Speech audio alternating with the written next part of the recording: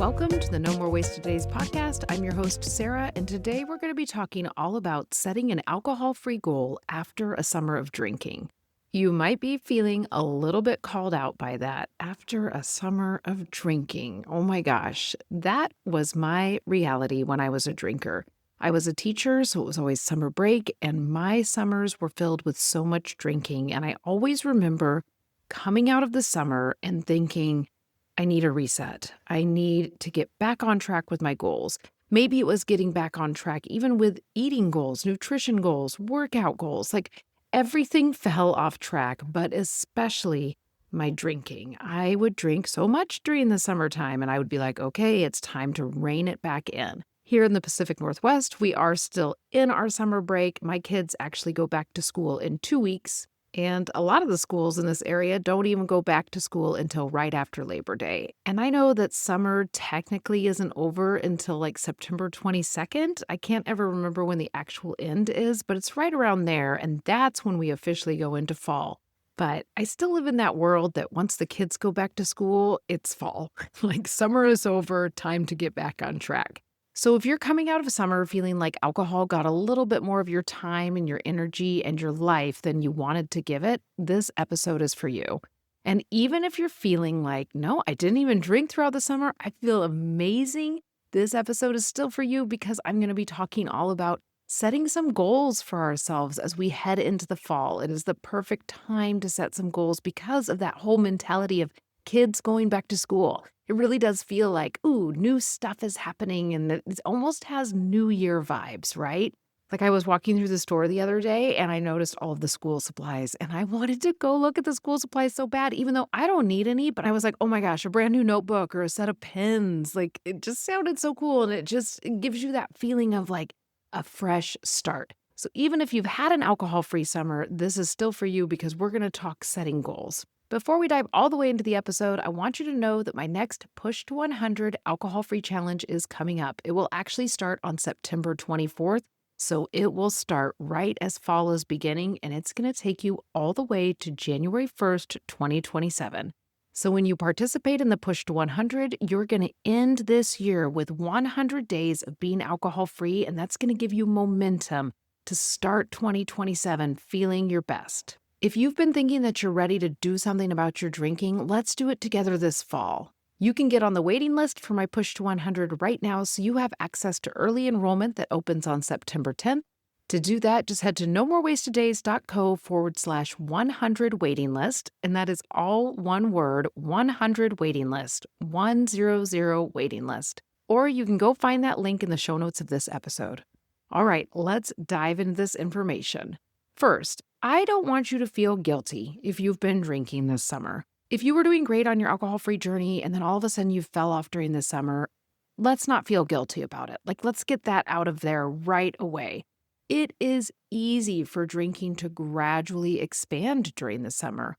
Maybe you actually planned to drink on a vacation, but then there was a weekend before the vacation, so you drank there, and then a barbecue after the vacation, and then some drinks because friends came over. It's just really easy for drinking to creep into our summertime, and there's just a lot more hours in our day where the sun is out, so there's a lot more time to give to alcohol. There is also that feeling of summer vacation, right? Even if you work through summertime, you still feel that, especially if you have kids at home who are on summer break. You're like, oh my gosh, summer vacation. I don't know how many times my husband has looked over at me during summer vacation and been like, I just wish I didn't have to work. I'm like, I know, I kind of feel like that too. But as an adult, a lot of the times you still have to unless you happen to be a teacher. But that's not my reality anymore. I still talk to a lot of people, though, that still feel that summer vacation feeling. And that feeling tends to make us feel like we want to cut loose. And even if we've been alcohol-free before summer, our drinking brain can really start talking to us and go, hey, it's summer break, cut loose. Like, it's sunny outside. You'll get back on track in the fall. So if this has happened to you, instead of beating yourself up, I want you to get curious. Just ask yourself these questions. Did alcohol actually make your summer better? Or did alcohol make you miss parts of summer? How many mornings did you lose? How many plans did you have to cancel? How many workouts did you skip? How often did you wake up wishing that you hadn't drank the night before or maybe hadn't drank as much as you wanted to? And lastly, how much mental energy went into deciding whether or not you would drink? Now, this is not something where if you answered yes to more than one of these questions, then it shows that you have a drinking problem. This is just you getting curious and seeing patterns. And this is really important as you start to reevaluate your relationship with alcohol.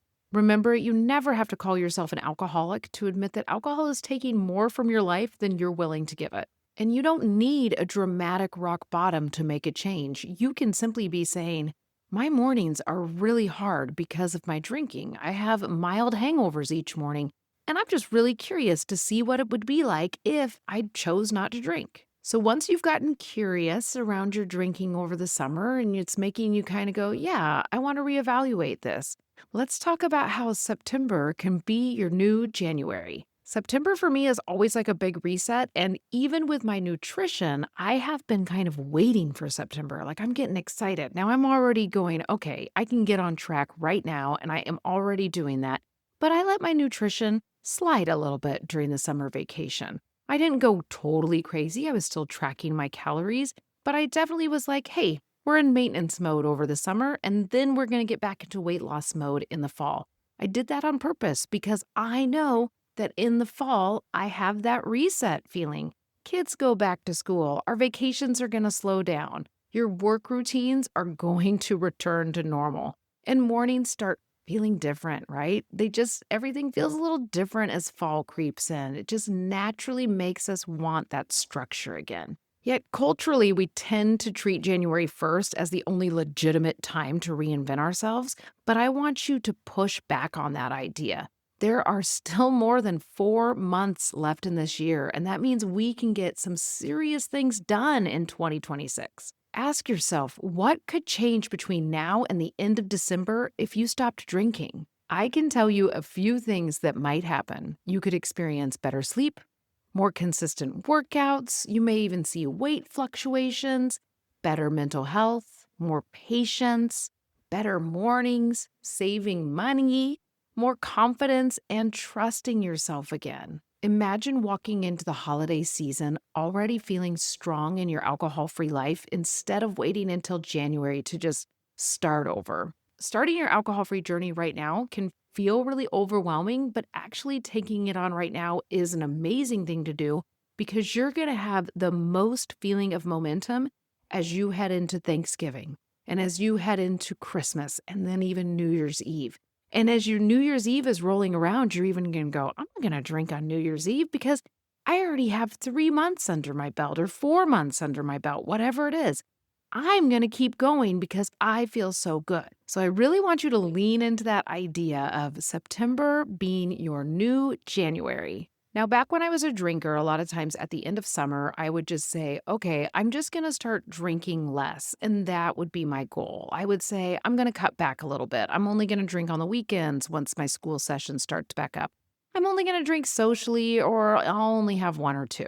Now, a vague goal like this, saying, I'm just going to drink less, it just creates loopholes for us because all of a sudden vacation doesn't count or holidays don't count. And when you're stressed out, you're like, I have all these rules for myself, but when I'm stressed, these rules don't count. So instead, I want you to choose a very clear goal as we head into fall. The goal is going to be something like, I'm going to be alcohol-free for so many days. Why do we do this instead of saying, I'm going to quit drinking forever? Because when you tell yourself you're going to quit drinking forever, it becomes really overwhelming. So first, I want you to start with a smaller goal. Now, obviously, I've talked about my Push to 100 challenge. That would be a great place to start. Tell yourself on September 24th, I'm going to go all in on this Push to 100 alcohol-free challenge. I've got time to prep myself mentally. I've got time to get myself set up. Remember, if you want to do that, you can get on the waiting list today. It's just nomorewasteddays.co/100 waiting list, or head to the link in the show notes of this episode. 100 days gives you enough distance from alcohol to actually experience your life without it. You're not going to simply survive one weekend without alcohol. You're really going to lean into a lot of moments and show yourself that you are strong enough to do 100 days. Some of you, though, you may be listening, though, and going, 100 days feels like a lot. I'm going to start with a lower number, and that is okay. You can instead say, I'm going to be alcohol free for 15 days. And then I want you to mark it down on your calendar. When are you going to start? And I want you to go for those 15 days. I do think that it's a little bit better when you do a longer amount of time because you're not in that white knuckling mode the whole time. You're not like, I'm just trying to survive this short amount of time. Like if you're doing 15 days, that very much leans itself to the tendency of like, okay, I just got to get through these 2 weeks and 1 day, and then I can drink again. But when you actually do something like 100 days, you start changing routines and habits. Your identity even starts to change, and that means your relationship with alcohol starts to change. To make all of this easier, I want you to stop thinking only about what you're giving up. So many of us, myself included, when I looked at quitting drinking, I would look at all of the things I was going to have to give up. I was going to have to give up drinking on the weekends. I was going to have to give up drinking at social events. I might be boring. I might not have fun anymore. I was going to give up that sense of excitement that my life had. Those were a lot of things that I thought. But instead, I started thinking about all of the things I was going to gain. I was going to gain my mornings back. And I knew that when I did that, I could start leaning into a solid morning routine, which is something I had always wanted to create.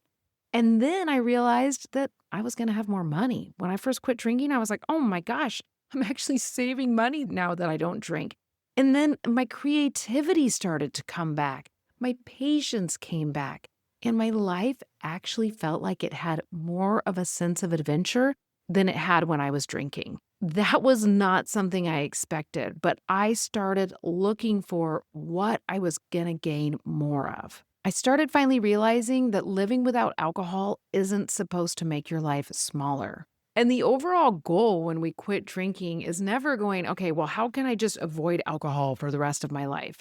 Instead, you start looking at it as, what could my life look like if alcohol stopped taking up so much space? So I have a little exercise for you to do. I want you to write down 3 things that you want more of in this fall season that's coming up. And then I want you to write down 3 things that alcohol has been getting in the way of. By doing this, we actually start to see that when we give up alcohol, one thing, we actually gain so many things back into our life. So I really want you to sit down and do this, okay? And feel free to put in the comments, what are the things you want more of in the fall? Put that in the comments so I can see it, or put it in a review if you're listening on Apple Podcasts. Now, I know I touched on this a little bit earlier, but I want you to remember that you do not have to decide that you're quitting drinking forever. When I first took a break from alcohol that turned into this break of a lifetime, I wasn't planning on quitting forever. I told myself I would go for 30 days. I did this for a number of reasons, but one of them was I didn't want to announce to the world that I was quitting drinking. And for whatever reason, I thought that if you quit drinking, you had to announce it to everybody. And if you quit drinking forever. So I was like, no, I'm not going to decide that.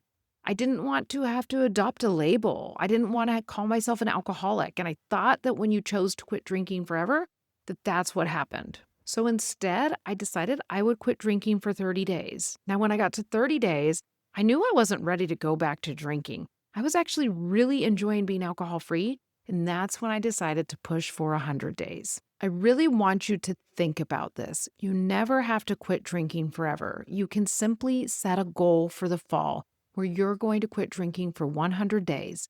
This allows you to see what an alcohol-free life is. You're trying it on. It's almost like the idea of try before you buy. Like, is this something that I really want in my life or not? And it is really because it's kind of scary to say, I'm quitting forever, right? So instead, I want you to lean into the idea that you're just trying on an alcohol-free lifestyle to see what you think. And I always told myself in the beginning, I know what a drinking life looks like. I want to see what a life without alcohol looks like. Now, this is exactly why I love hosting alcohol-free challenges. I do a 30-day challenge and I do a push to 100. My push to 100 is the one that is coming up next, and there will not be a 30-day challenge coming up where I run it live until January 1st of 2027. So if you're ready to set that goal, then this may be for you. The push to 100 is for someone who knows they want to make a change, but they just don't know how to get started. If you're tired of waking up saying, I am not going to drink tonight, and then changing your mind at 5 p.m., this is the perfect challenge for you. And I also want you to know that this isn't going to be like AA. There's not going to be labels. I'm not going to tell you all the things you can and can't do. So if you feel like you're looking for something where you get to more explore what your alcohol-free identity is, this is the challenge for you. I'm going to help you build an alcohol-free life one step at a time, and we're going to do it for 100 days together. At the end of those 100 days, you get to decide what you really want to do. And I also want you to know that the Push to 100 is not about proving that you can survive without alcohol for 100 days, okay? It's really about seeing how abundant your life can become without alcohol. You hear people like me and other sober influencers, and you say, they always talk about how amazing their life is without alcohol. Is it really that amazing? Well, try it out and see for yourself. You're going to learn who you are without alcohol and what your triggers really are. You're going to become so solid in handling your cravings and navigating social situations. The Push to 100 is all about building a life that actually feels good without alcohol. If you're listening to this and thinking, this is me, I don't want another season of trying to get my drinking under control, then I want you to get on the waiting list to the Push to 100. Remember, that link is in the show notes. You can go get on that waiting list while you're listening to this episode. You don't need to know whether you're quitting forever, and you don't need to have everything figured out. You just need to be curious about what could happen if you gave yourself 100 days of being alcohol-free. I also want you to know that getting on the wait list does not mean you've committed to anything, okay? It simply means that I'm going to notify you on September 10th when early enrollment opens. There is a discounted enrollment rate to the people on the waiting list, so if you are a person who likes to save money like I am, then I would say get on the waiting list so you can get that discounted rate. Or even just see, you don't have to do it. I have recently gotten on the waiting list for a program, and over time I decided I'm not going to do that program because I already did an online course over the summertime, so I'm going to go ahead and wait, but I was on the waiting list. I didn't have to purchase. It's okay. It's just a way for you to say, okay, I'm curious enough that I want to be notified when early enrollment opens. Now, I know this was a lot to think about, but I really do want you to think about what are your goals going to be for the end of the year? We're going to be headed into that final quarter in October of this year. All of a sudden, we'll be like, oh my gosh, should I just give up for the rest of the year and then restart on January 1st?